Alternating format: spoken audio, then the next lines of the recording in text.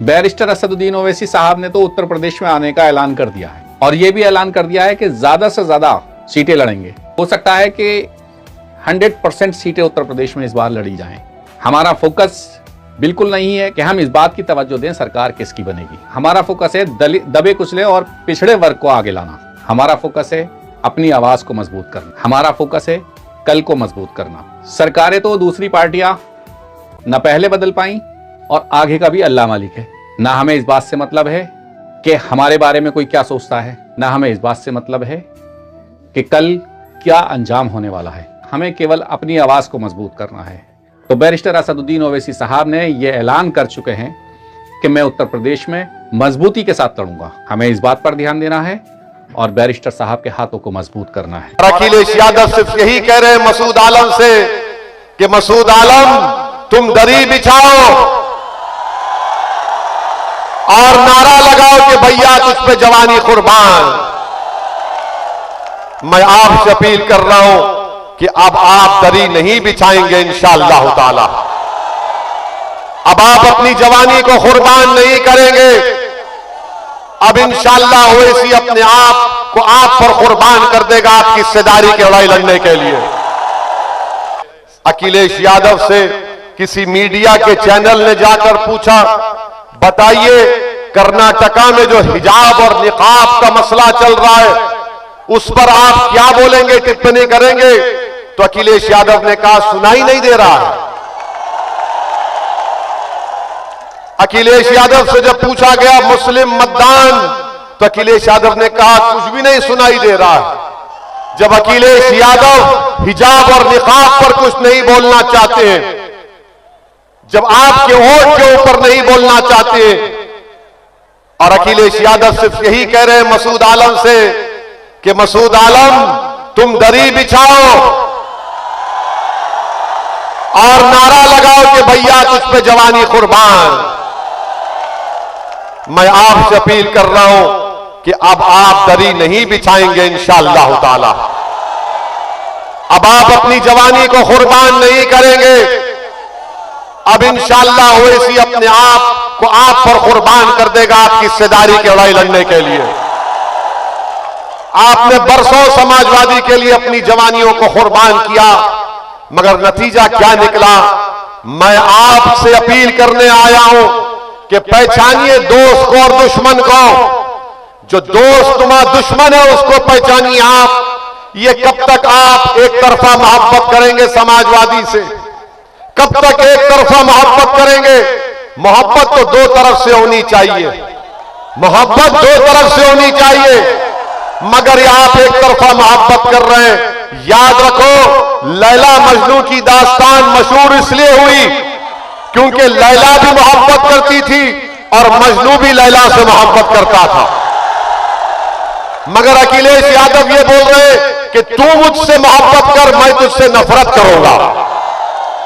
ये अखिलेश यादव का पैगाम है अल्पसंख्यक समाज को उत्तर प्रदेश के। इसीलिए मसूद आलम का नाम का ऐलान करके उन्होंने आनंद यादव से कहा कि मैं तुझसे मोहब्बत करता हूं, मसूद तो मेरा घर का कैदी है। मेरे अजीज दोस्तों और बुजुर्गों, हम आपको यह भी बताना चाह रहे हैं कि हमारे भाषण के बाद बहुत से हजरत इबलीस की औलाद आएंगी कैसरगंज को। बहुत से लोग आएंगे। नहीं सुनिए, अभी वो हम पर इल्जाम लगाते कि ये भड़काऊ भाषण देता है। अच्छा ये बताइए, जब पार्लियामेंट में ट्रिपल तलाक का 3-3 मरतबा मोदी सरकार ने कानून लाया तो क्या अखिलेश बोले कुछ? वहां नहीं बोलेंगे। ट्रिपल तलाक का कानून आया तो अखिलेश क्या कहे अपने भाषण में लोकसभा में? मैंने लखनऊ से आगरा हाईवे बनाया। बिल है ट्रिपल तलाक का, बात कर रहे हैं किसी और चीज की। मकसद क्या है कि मुद्दे पे नहीं बोलेंगे क्योंकि आपकी अहमियत नहीं है।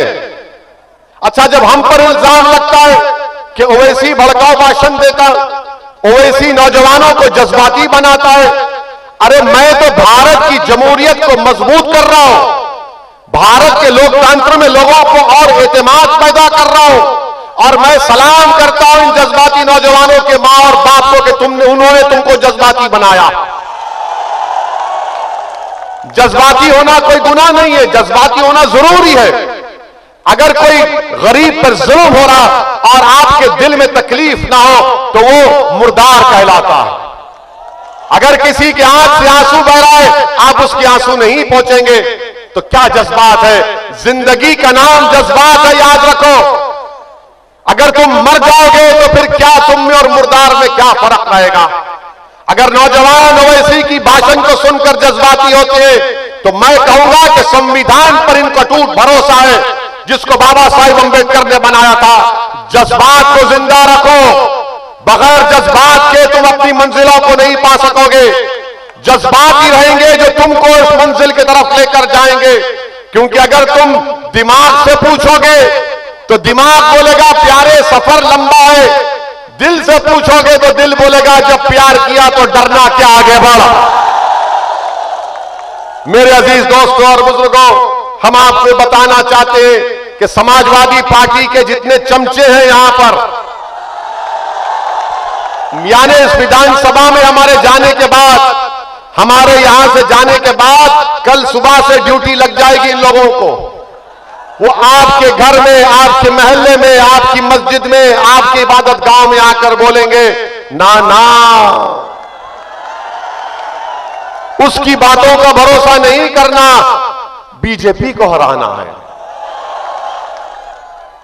मैं आपसे कह रहा हूं, क्या 2014 में आपने अखिलेश को वोट नहीं दिया? यहां से दिया था ना। ये कैसे जीत गए? क्या नाम है आपके सांसद का? हाँ, एमपी। हाँ, ब्रिजभूषण कैसे जीत गए? आपने ब्रिजभूषण को वोट दिया? कितनों ने नहीं दिया? हाथ उठाओ। 19 में दिया आपने? अच्छा, कितनों ने सपा को वोट दिया 19 में? डरो मत, शर्मा मत। हम बोले थे आपको मत दो बोल के, हम तो लड़े ही नहीं ना चुनाव। इसीलिए हम आपसे कह रहे हैं कि जिस दिन आप बिलाल को अपना भाई बनाएंगे, अखिलेश दौड़ कर कैसरगंज आकर बोलेंगे माफ कर दो। क्योंकि इनको मालूम आप खरीदी हैं, आपकी वोट की अहमियत नहीं है, आपकी वोट की कोई अहमियत नहीं है। हम आपको सच्चाई बयान कर रहे हैं। इनको मालूम कि इनको डराओ, मोदी योगी से डराओ, ये डर कर वोट देंगे। हम आपसे क्या कह रहे हैं? किसी से डरने की जरूरत नहीं है, किसी माइका लाल से डरने की जरूरत नहीं है, किसी प्रधानमंत्री से या मुख्यमंत्री से या ओवैसी से डरने की जरूरत नहीं है। आपको डरना है तो जमीन और आसमान के खालिक से डरना है सिर्फ। और आपको वोट देना है किसी को भी तो उम्मीद के बुनियाद पर वोट दो, खौफ की बुनियाद पर नहीं, डर की बुनियाद पर नहीं। आपने डर की बुनियाद पर 2014 में दिया, 17 में दिया, 19 में दिया, फिर आपकी वोट की अहमियत कहां रही? अगर इस चुनाव में आपको अपनी वोट की अहमियत दिखाना है, आपको अपनी जमहूरियत में ताकत दिखाना है, तो एक होकर बिलाल का अपना वोट दो, तुम्हारी ताकत दुनिया देख लेगी इंशाअल्लाह। आप ताकत नारों से नहीं, मतदान से दिखाना है। दिखाएंगे ना? पूरे पतंग के निशान पर उंगली लगाएंगे ना?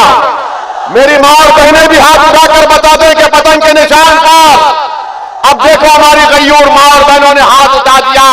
अल्लाह इनको सलामत रखे कि यही मां और बहनें जो सर पर हिजाब और निकाब पहनकर जालिमों से कह रहे हैं कि हम नहीं छोड़ेंगे हिजाब और निकाब को, अल्लाह इनको सलामत रखे।